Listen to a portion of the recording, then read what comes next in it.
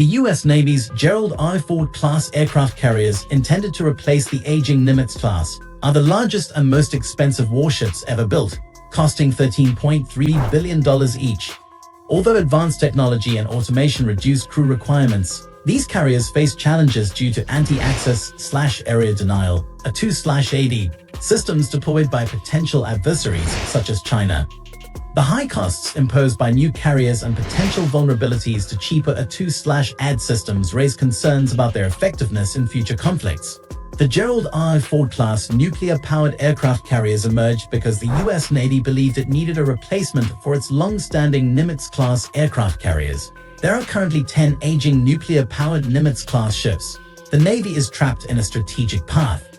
The maritime branch seems to think that it's still 1996, and U.S. carriers can travel unmolested and dominate whatever long-range targets the Navy wants. That's not the problem. The emergence of anti-access/area denial, A2/AD, systems complicates America's long-held view of carriers as the ultimate and easiest form of power projection.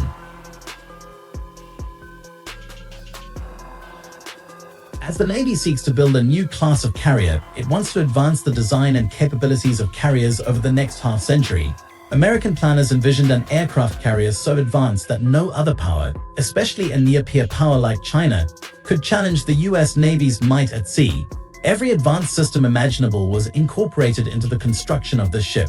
Thus, the Gerald R. Ford class costs taxpayers $13.3 billion per ship.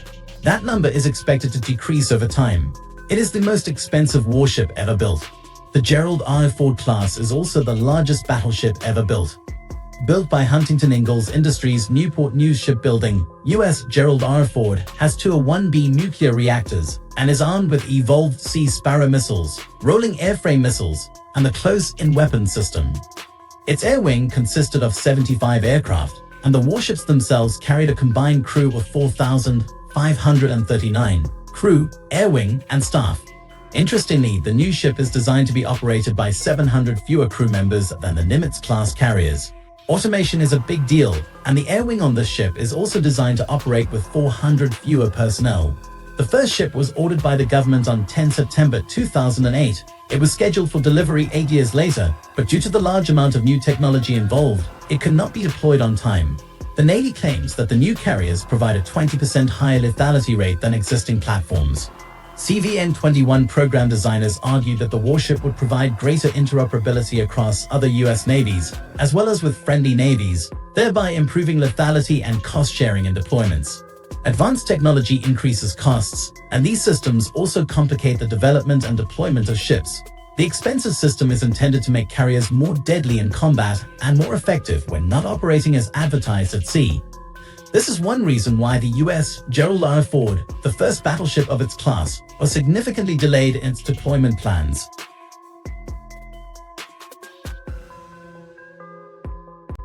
Even if the technology on board a large warship functions exactly as it should on day one, the cost of the warship itself remains a liability. This is because the A2/AD systems that China is deploying throughout the South China Sea and along its coastline are much cheaper than those used by aircraft carriers. Moreover, as one sailor who spent his career on aircraft carriers told me, no matter how great the new class of carriers are, no ship can repel every attack. In other words, no matter how deadly it is, if this $13.3 billion monster gets too close to those A2/AD systems, it will be destroyed or seriously damaged. The Navy recognized this in the design and production of the Gerald R. Ford. But trying to convert a speeding aircraft carrier on a dime, trying to get the Navy's acquisition office to make adjustments to their carefully laid plans is nearly impossible. The bureaucracy doesn't even try.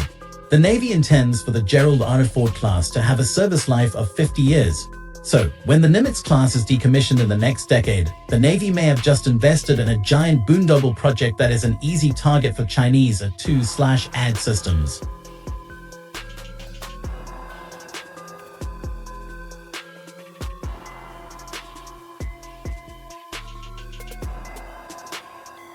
These aircraft carriers are designed to battle the past with the technology of the future. This does not represent the quantum leap that its proponents suggest, although it does have a price tag to match the idea. This is equivalent to some costs, both figuratively and metaphorically, because they can be wiped out by less sophisticated and cheaper systems.